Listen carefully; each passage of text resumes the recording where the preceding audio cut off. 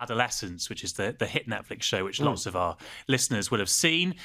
Robert, you haven't watched it. I've watched it. Lewis has watched it. Someone else who hasn't watched it is Kemi Badenoch.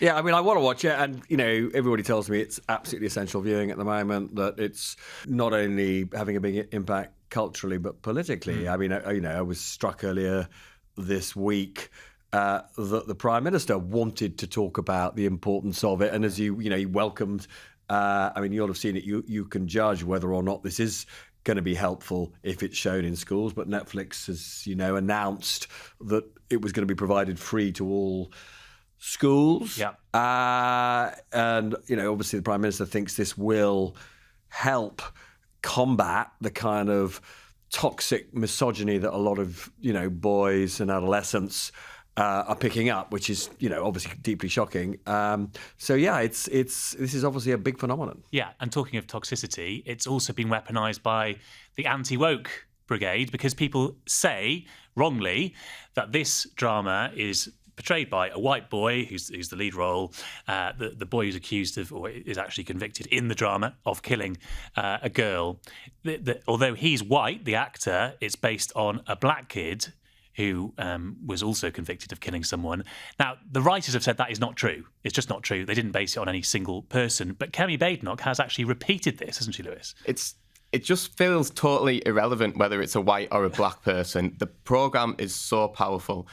I struggle how anyone could watch that and think about race.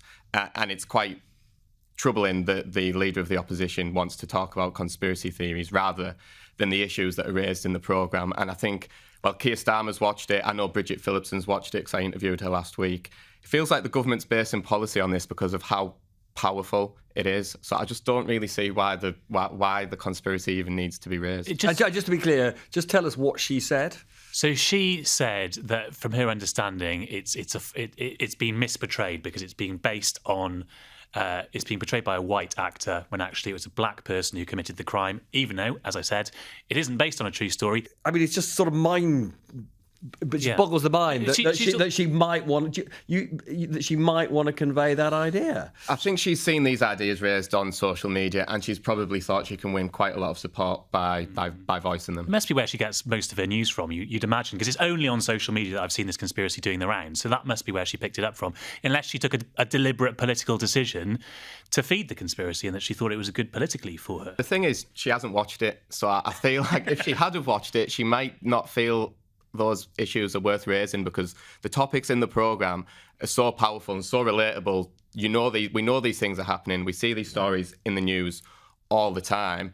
And if Keir Starmer thinks it's a good idea for kids across the country to watch it, if it stops a handful of kids thinking like that, then I think it's a good idea. But also, it runs totally counter to what she says her sort of big political shtick is. This is a party led by someone who is very explicitly saying, I have no policies at the moment because it was such a shock what happened the next election. We need to take a lot of time examining the evidence before we can, make any pronouncements in terms of policy. And yet she's pronouncing on a programme she hasn't watched. So those two approaches don't seem wholly consistent.